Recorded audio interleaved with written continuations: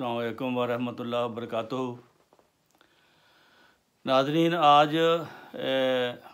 आज बड़ा एक ज़रूरी बीमारी के बारे में उसका इलाज बताने वाले हैं। ये अल शफा होम्योपैथिक सेंटर 111 यूट्यूब चैनल इसमें महफूज है। अगर आप बीमारियों के बारे में, किसी बीमारी के बारे में भी आप जानना चाहते हैं तो हमारे इस चैनल को सब्सक्राइब करें और यूट्यूब पे जाके अल शफा होम्योपैथिक 111 ढूंढें, आपको सामने आ जाएगा। फिर हर बीमारी का, एक बीमारी के बारे में 1 या 2 लेक्चर होते हैं। उसमें आपकी अलामात के मुताबिक आप अपनी बीमारी के बारे में दवाई ढूंढ सकते हैं। तो आज की दवाई इलाज के लिए हमने चुना है तपे मोर का टाइफाइड फीवर, जो अमूमन ज़्यादातर गाँवों में होता है और ये लंबा अरसा चलता है। कई दफ़ा इस पर अद्वियात जो है वो असर करना छोड़ देती हैं, फिर अपने 40 दिन पूरे करके फिर ये जान छोड़ता है।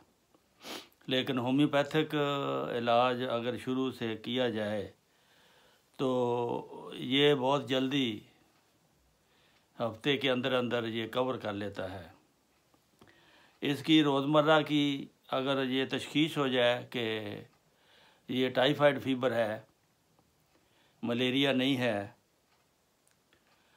प्लोरोसी का नहीं है, लगातार बुखार है, इसकी अलामत यही होती है कि हर वक्त बुखार रहता है। कभी कम हो जाता है, फिर चढ़ जाता है, अमूमन सुबह के टाइम उतर जाता है, फिर अपना वो ज़ोर लगाता है, सारी दिन और सारा रात रहता है। ऐसे बुखार के लिए फिर रोज़मर्रा की एक बायोकेमिक मरकब है, एक फेरमफास 6X का, कालीम्यूर 6X, कालीफास 6X। तो ये 3 दवाइयाँ हैं। ये अगर कब्ज़ हो फिर भी ठीक हो जाती है, अगर पेट ख़राब हो फिर भी ये ठीक हो जाता है, और बुखार भी अपने वक्त से पहले उतर जाता है। तो नंबर 1 इसमें गनूदगी होती है। गनूदगी के साथ बाज़ दफ़ा जिस्म के अज़ा फटकते हैं, मरीज़ नोचता है, बाज़ दफ़ा हज़यान खुद ही खुद बोलता रहता है, और नब्ज़ तेज़ होती है, बाज़ दफ़ा कमज़ोर होती है। यानी मुख्तलिफ़ किस्म की इसकी अलामत होती हैं। अंतड़ियों में भी बाज़ दफ़ा जरियान और साल लग जाते हैं, बाज़ दफ़ा खून आने लग जाता है अंतड़ियों से। तो ऐसी हालत में परहेज़ तो इसका ये है कि इसके दौरान मरीज़ को नहायत नरम ग़िज़ा दें। दलिया से बेहतर कोई ग़िज़ा नहीं है। पानी में पका कर दें या दूध में पका कर दें। गंदम का दलिया वो बेहतरीन इसकी खुराक है। सख्त ग़िज़ा बिल्कुल ना दें, क्योंकि ये आंतों की वजह से बुखार होता है, आंतें कमज़ोर हो जाती हैं, आंतों में इन्फेक्शन हो जाता है, तो आंतों की अंदर की लेयर नहायत नरम हो जाती है, इसलिए सख्त ग़िज़ा उसको नुकसानदेह हो सकती है। तो बुखार अगर ज़्यादा हो जाए, 105 टेम्परेचर, 106 हो जाए, 7 हो जाए, तो ये मौत की निशानी होता है। ऐसी सूरत में दुआ भी करनी चाहिए, और सिर गर्म हो तो पानी ठंडे की पट्टियाँ करनी चाहिए। तो इस तरह इसकी मेन जो अद्वियात हैं, मुख्तलिफ़ इसकी स्टेजें हैं, बहुत लंबा कोर्स है समझने के लिए, लेकिन मैं आसानी के लिए आपको चंद एक अद्वियात का तारफ़ करा देता हूँ। सबसे पहले बपटेशिया एक दवाई है 30 की। इस दवाई को मरीज़ को देखते ही आपको जब आप पूछेंगे तो वो शराबियों की तरह जवाब देगा। आपको कहेगा मेरा जोड़ जोड़ टूटा हुआ है, अलग अलग है, और बातें करते करते फिर सो जाएगा। ऐसी हालत में जो आप मरीज़ नींद मदहोश भी हो और उसके अखराजात आपको पता लग जाएगा। पसीना से बू आएगी उसको, उससे पखाना से बू आएगी, पेशाब से बू आएगी, जिस्म की जो पास होते हैं उनको भी उससे एक अजीब सा मुश्क आएगा। तो ऐसी हालत में बपटेशिया जो है वो उसकी दवाई बनती है। दूसरी दवाई है इसकी ब्रायोनिया। ब्रायोनिया में आप इसमें प्यास ज़्यादा होती है, मुंह खुश्क होता है, तो खुश्की होती है, कब्ज़ भी होती है, खुश्क होता है पखाना। तो ऐसी मरीज़ हरकत करना नहीं चाहता, आराम से एक जगह लेटा हुआ है, तो ऐसी हालत में आप उसको ब्रायोनिया देंगे। अगर मरीज़ आपको देखने और पूछने की ज़रूरत नहीं, अगर आप मरीज़ को देखें कि वो करवटें ले रहा है, कभी दाएं तरफ जाता है, कभी बाएं तरफ जाता है, कभी उठ के बैठता है, उसका जिस्म दुखता है, वो रिलीफ लेने की खातर दाएं बाएं होता है, करवटें लेता है, उसके कमर में भी दर्द होता है, वो बताएगा। तो ऐसी हालत में फिर स्टाक्स दवाई होती है। अगर आराम से पड़ा हो तो ब्रायोनिया की तरफ ख्याल जाएगा। अगर दाएं बाएं बिस्तर पर ही बेचैन हो तो रस्टाकस की तरफ सोच लें। तो इसके अलावा एक दवाई है जैल्सीमियम, जो एक नहायत ज़रूरी और नुमायाँ इसकी अलामत ये है कि सर से पाँव तक छाई होती है इसमें कमज़ोरी, असाबी कमज़ोरी, जिस्मानी कमज़ोरी। इस कमज़ोरी की वजह से वो हाथ उठाता है तो लड़ने लगता है, हाथ हिलता है उसका। अगर बात करता है तो ज़ुबान भी लड़खड़ाती है। तो ऐसी हालत में आंखें अमूमन बंद रखता है। जब आप उससे कोई पूछें तो ज़्यादा देर आंखें खोल के आपसे बात नहीं कर सकता। तो इस तरह आप समझ जाएंगे, हाँ उसको प्यास नहीं होती। बिल्कुल आप पूछेंगे वो कहेगा प्यास नहीं है। ये ब्रायोनिया के उल्ट है। ब्रायोनिया में प्यास होती है और मरीज़ आराम से लेटा होता है। जैल्सीमियम में प्यास नहीं होती, मरीज़ आराम से लेटा होता है। तो ये एक अलामत है ऐसी जो ब्रायोनिया से अलग करती है इसको। इसके बाद आर्निका है। बपटेशिया और रस्टाकस से ये मिलती जुलती है। मसलन बातें करते करते मरीज़ का सो जाना बपटेशिया में है, और जिस्म का दुखन और दर्द करना, करवटें बदलना रस्टाकस में है। और एक ख़ास अलामत जिस्म पर स्याह और नीले दाग और चोट लगने के से जैसे दाग होते हैं उस तरह जिस्म पे दाग हों तो वो आर्निका है। जिस्म में दुखन जैसे जल्द पर नीले दाग हों, पखाना पेशाब खुद निकलता हो, ये आर्निका की अलामत है। और आर्सेनिकम एल्बम भी इसमें इस्तेमाल होती है, जिसमें मरीज़ को प्यास बहुत लगती है लेकिन पानी पी नहीं सकता, 2 घूंट पीता है फिर बंद कर देता है। फिर उसको बेचैनी होती है, और जलन होती है। ये सारी करवटें भी मरीज़ लेता है एरिस्टाकस की तरह। और बेचैनी पानी का ज़हनी बेचैनी होती है उसको, तो ऐसी हालत में फिर आर्सेनिकम अल्बम उसकी अलामत है। और मोरके में ज़बान साफ़ सुर्ख, तपे मोरका में अमूमन ज़बान मैली होती है, लेकिन आर्सेनिकम अल्बम उस वक्त दवा होगी जब ज़बान साफ़ और सुर्ख होगी, गाय बगाए स्याह होगी। आखिरी अलामत इसकी ये है कि बदबूदार स्याही मायर छोटे छोटे असहाल। जब मरीज़ को पखाना आए तो स्याही मायल होगा और छोटा थोड़ा होगा।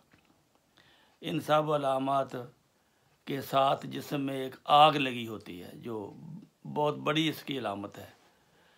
प्यास भी कम हो, थोड़े पानी की हो, बार बार हो, और जिस्म में आग लगी हो, तो ऐसी हालत में आर्सेनिकम अल्बम जो है वो उस आग को बुझा सकती है। फिर इसकी एक दवाई है फास्फोरिक एसिड। फास्फोरिक एसिड जो है वो मरीज़ के अगरचे होशोवास बजा होते हैं, लेकिन इस तरह चुपचाप और लापरवाह सा पड़ा होता है कि ज़िंदगी से उसको कोई दिलचस्पी नहीं रहती। आस्था से जवाब देता है, कम गो होता है। इस दिमागी अलामत के साथ फास्फोरिक एसिड ऐसे लोगों के लिए जो नौजवान भी हों और बेरा रवि का शिकार भी हों, सफ़ेद रंग के थोड़े असहाल भी आते हों, पेट भी फूला हुआ हो, तो ये फास्फोरिक एसिड की अलामत है। कालीफास मैंने एक मरकब बता दिया है, इससे बेशुमार केस ठीक किए हैं कालीफास ने। इसमें ज़बान खुश्क होती है, बूरी होती है, असहाल बदबूदार होते हैं, कमज़ोरी नहायत होती है, नब्ज़ कमज़ोर होती है, सांस बूदार होता है, दिमागी निकाहत, दांतों पर मैल होती है, हज़यान मरीज़ ऐसे बोलता रहता है, इंतहाई बदबूदार अखराजात होते हैं। तो ऐसी हालत में जो कालीफास बहुत काम करती है। लेक्सिस, डॉक्टर नेश के कहने के मुताबिक ये दवा मर्ज़ के दरमियानी दर्जा में काम आने वाली दवाई है। लेक्सिस एक सांप के जहर से दवाई तैयार की जाती है। ज़बान का बाहर निकालते वक्त कांपना, गले या छाती पर किसी चीज़ को बर्दाश्त ना करना, गले पर कपड़ा भी उतार देता है। तो ऐसी हालत में फिर सोने से तकलीफ़ का बढ़ना, रात को तकलीफ़ इसकी बढ़ जाती है। तो ऐसी हालत में फिर आप लेक्सिस इस्तेमाल करें।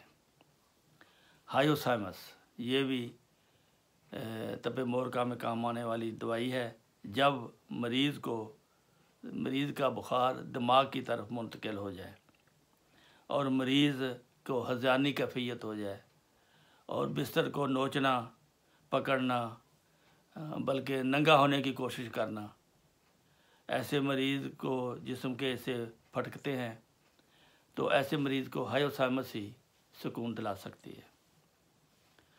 आगे है जी कार्बोवेज। कार्बोवेज दवा की ज़रूरत उस वक्त पड़ती है जब मरीज़ को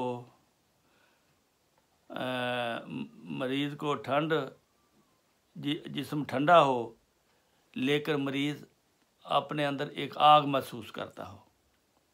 जिस्म उसका ठंडा है, आप देखेंगे कोई बुखार नहीं नज़र आता, लेकिन मरीज़ कहेगा कि मेरे अंदर आग लगी हुई है और मुझे पंखा हवा दो, तो अखराजात उसके बदबूदार होंगे। ऐसे लगेगा कि मरीज़ अब बस हाथ से जा रहा है। ऐसी हालत में एलोपैथ के पास भी कोई दवा नहीं है सिवाय कार्बोवेजिटल्स के। होम्योपैथिक के पास ये दवा है जो ज़िंदगी के आखिरी वक्त में भी काम आती है। अगर उसके पास वक्त उसका ख़त्म हो गया है तो कम से कम उसको सुकून ज़रूर दिला देगी आखिरी वक्त में। म्यूराटिक एसिड ये भी कार्बोवेज की तरह जिन मरीज़ों के ज़िंदगी का खेल ख़त्म होने वाला हो वहाँ पर उसका इस्तेमाल होता है। मरीज़ इस कदर नहीफ़ और कमज़ोर हो जाता है, चारपाई पर भी नहीं लेट सकता, बल्कि वो सराहने से नीचे की तरफ खुद ब खुद फिसल के आ जाता है। चारपाई के दरमियान निचला जबड़ा नातवानी की इंतहा के सबूत के तौर पर लटका हुआ होता है।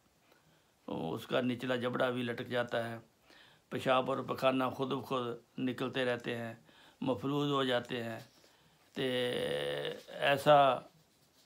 ऐसे मरीज़ को फिर म्यूराटिक एसिड के अलावा कोई दवाई नहीं बचा सकती। एक और अलामत होती है गनूदगी इंतहा की और खराटेदार सांस।